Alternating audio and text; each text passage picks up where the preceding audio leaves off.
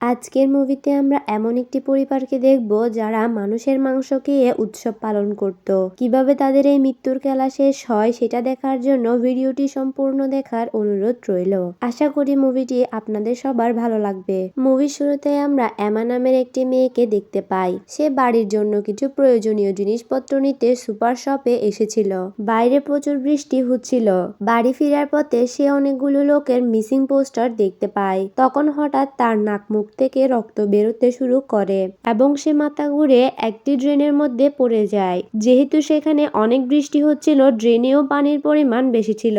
এমা সেখান থেকে ওঠার অনেক চেষ্টা করে, কিন্তু সে উঠতে পারে না এবং সে সেখানেই মারা যায়। তারপর আমাদের এমার পরিবারকে দেখানো হয়। এমার হাজবেন্ড একজন ওয়াচ মেকানিক ছিল। সে যে রুমে কাজ করত সে রুমে যাওয়া কারোর অনুমতি ছিল না। এমার একটি ছেলে এবং দুটি মেয়ে ছিল। এমার মেয়েদের নাম হলো রোজ এবং আইরিশ, আর ছেলের নাম হলো ররি। রাতে পুলিশ এসে তাদের এমার মৃত্যুর খবর দেয়, যেটা শুনে সবাই অনেক কষ্ট পায়। এমার হাজবেন্ড অর্থাৎ ফ্র্যাঙ্ক পার্কার এই নিউজ শুনে অনেক ভেঙে পড়ে। তারপর বডি শনাক্ত করার জন্য রোজ এবং আইরিশকে ডাকা হয়। সেখানে ডক্টর ব্যারর জানায় তাদের মধ্যে যে কোনো একজন বডি শনাক্ত করতে যেতে পারবে। তারপর আইরিশ যায় বডি শনাক্ত করার জন্য। তারা বাড়ি ফিরে এলে রোজ তার বাবা ফ্র্যাঙ্ককে বলে লেম ডে আসছে, তারা কিভাবে এবার লেম ডে সেলিব্রেট করবে? এবার তো তাদের মাও নেই। ফ্র্যাঙ্ক বলে প্রত্যেকবার তারা লেম ডে সেলিব্রেট করে, এবারও তারা লেম ডে সেলিব্রেট করবে। আর সে তাদের মায়ের দায়িত্ব আইরিশকে দেয়। এখানে আমরা বুঝতে পারি না তারা কোন দায়িত্বের কথা বলছে। লেম ডে হলো নিউজিল্যান্ডে পালনকৃত একটি উৎসব। এই দিনে সেখানের মানুষ মাংস দিয়ে বিভিন্ন ডিশ তৈরি করে এবং দিনটি সেলিব্রেট করে। তাদের কথা শেষ হলে ফ্র্যাঙ্ক গাড়ি নিয়ে কোথাও যাচ্ছিল। রাস্তায় সে একটি মেয়েকে দেখতে পায় যার গাড়ি নষ্ট হয়ে গিয়েছিল। ফ্র্যাঙ্ক গাড়ি থামিয়ে হাতে একটি রড নিয়ে মেয়েটির দিকে যেতে থাকে। তারপর সে কি করেছে সেটা আমাদের দেখানো হয় না। এরপর আমরা আইরিশদের দেখতে পাই, তারা তিনজন ঘুমিয়েছিল। তখন ফ্র্যাঙ্ক তার গাড়ি নিয়ে ফিরে আসে। সকালবেলা রোজ জানালা দিয়ে দেখতে পায় ফ্র্যাঙ্ক দুইটি ব্যাগ নিয়ে কোথাও যাচ্ছে। ফ্র্যাঙ্ক ব্যাগগুলোকে রেল লাইনের উপরে রেখে দিয়ে চলে আসে। পরবর্তী সিনে আমরা ডক্টর ব্যাররকে দেখতে পাই। সে তার কুকুরের সাথে নদীর পাশে ফুল ছিঁড়ছিল।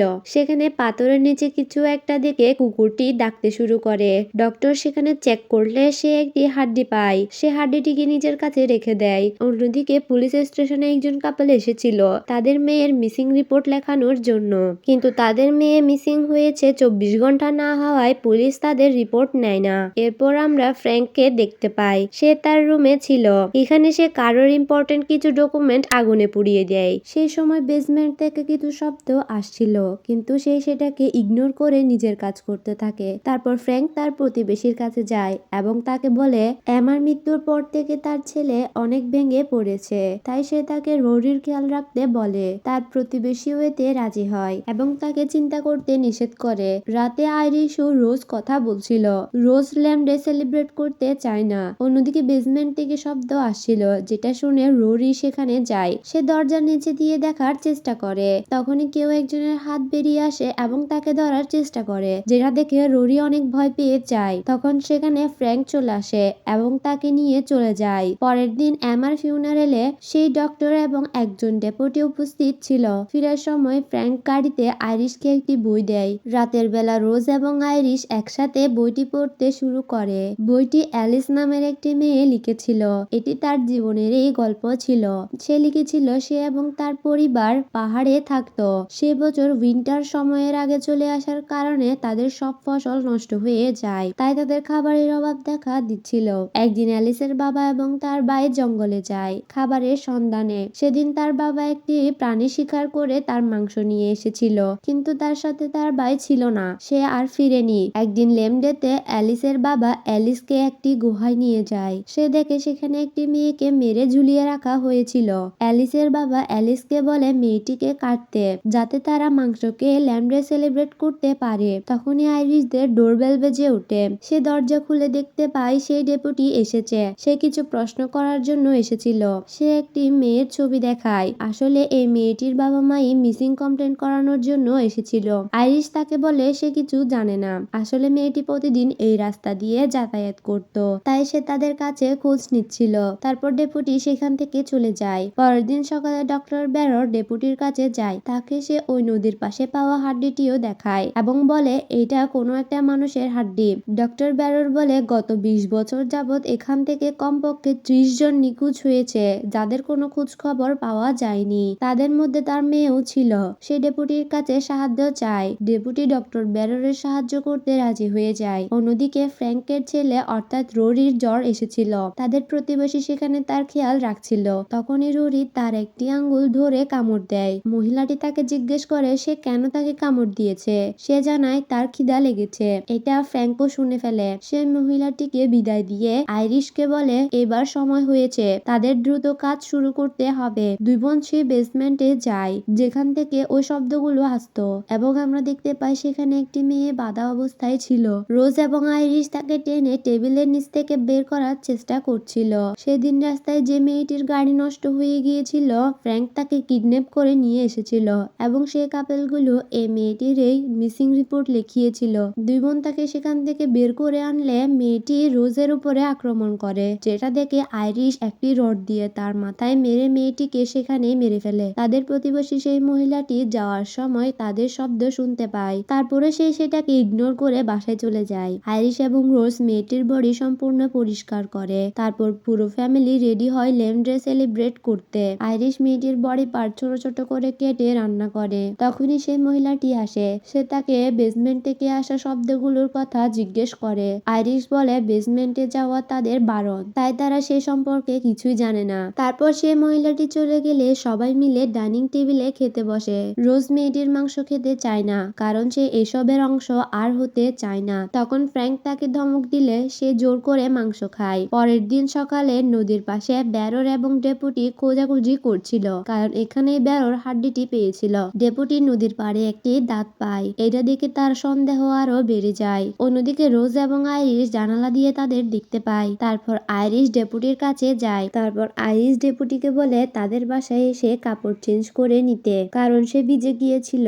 বাসায় এলে রোজ এবং আইরিশ তাকে সে দাঁতের কথা জিজ্ঞেস করে। সে জানায় দাঁতটি সে নদীর পাড়ে পেয়েছে। তাদের সন্দেহ এখানে কারোর মার্ডার হয়েছে। আইরিশ তাকে বলে পাহাড়ের উপরে একটি কবরস্থান আছে, হতে পারে সেখান থেকে কারো দাঁত ভেঙে নদীতে ভেসে এসেছে। ডেপুটি তখন সেই কবরস্থানে যেতে চায়। তারা দুজনে সেখানে যাওয়ার জন্য বেরিয়ে পড়ে। অন্যদিকে ডক্টর ব্যারর সেই হাড্ডিটিকে নিয়ে গবেষণা করছিল। সে হাড্ডিটি দেখে বুঝতে পারে হাড্ডি থেকে ধারালো কোনো ছুরি দিয়ে মাংস কাটা হয়েছে। তারপর সে একটি বইতে ক্যানিবাল অর্থাৎ নরখাদকদের ব্যাপারে পড়তে থাকে। অন্যদিকে আইরিশ এবং ডেপুটি কবরস্থানে ছিল। তারা একে অপরকে পছন্দ করত।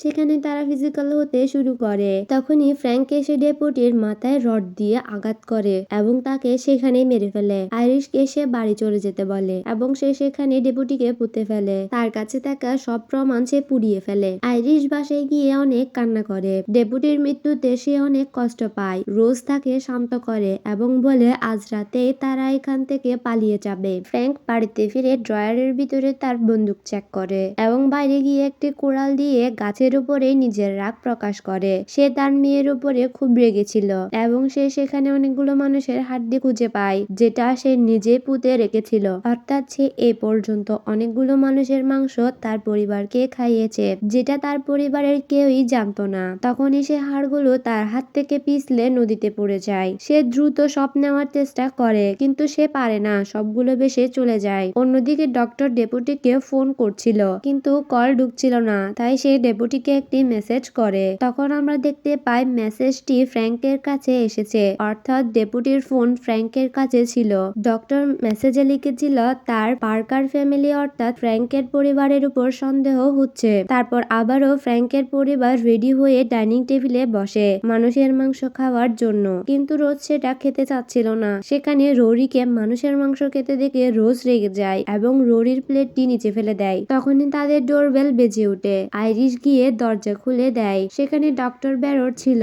ডক্টর ব্যারর ভিতরে এসে আইরিশের মাথায় একটি ক্লিপ দেখে অবাক হয়ে যায়। সে ফ্র্যাঙ্কের সাথে একা কথা বলতে চায়, তাই বাচ্চারা সেখান থেকে চলে যায়। ডক্টর ব্যারর বলে তার সন্দেহ তারা নরখাদক কারণ সে তার ওয়াইফের বডি পোস্টমর্টম করার সময় জানতে পেরেছে সে একজন ক্যানিবাল। এটা শুনে ফ্র্যাঙ্ক তার উপর অ্যাটাক করতে যাবে, তখনই ডক্টর তার উপরে বন্দুক তাক করে, যেটা দেখে ফ্র্যাঙ্ক আবারও বসে পড়ে। ডক্টর জিজ্ঞাসা করে তারা তার মেয়েকেও মেরেছে এবং খেয়ে ফেলেছে তাই না? এটা সে বুঝতে পেরেছে আইরিশের মাথায় ক্লিপ দেখে, যেটা তার মেয়েরই ছিল।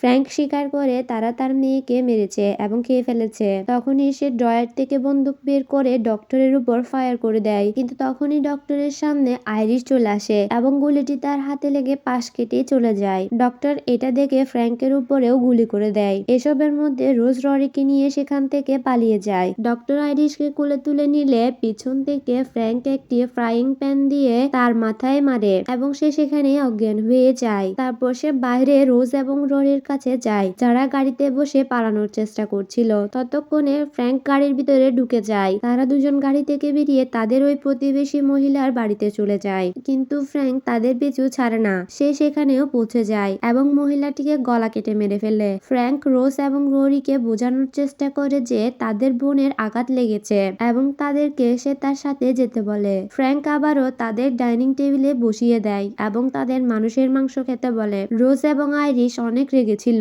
রোজের কাছে গিয়ে সে যখন তাকে বোঝাচ্ছিল, রোজ তখনই রেগে তার গলায় কামড়ে দেয়। এটা দেখে আইরিশ তার হাতে ছুরি ঢুকিয়ে দেয়। তারপর তারা দুজনে তার বাবাকে কামড়ে কামড়ে খেয়ে মেরে ফেলে। ডক্টরের জ্ঞান ফিরে এলে আইরিশ তাকে তার মেয়ের হেয়ার ক্লিপটি দেয় এবং তার কাছে ক্ষমা চায়। তারপর তারা তিনজন গাড়িতে করে এখান থেকে দূরে কোথাও যাওয়ার উদ্দেশ্যে বেরিয়ে পড়ে। রোজের হাতে ফ্র্যাঙ্কের দেয়া সেই বইটিও ছিল। আসলে এটি ফ্র্যাঙ্কের পরিবারেরই গল্প ছিল। তারা অনেক আগে থেকে মানুষের মাংস খেয়ে আসছে। এই নরখাদকদের খেলা অনেক আগে থেকে চলছিল, যেটা তারা তিনজনে মিলে শেষ করে দিয়েছে। আর এই মুভিটি এখানে শেষ হয়।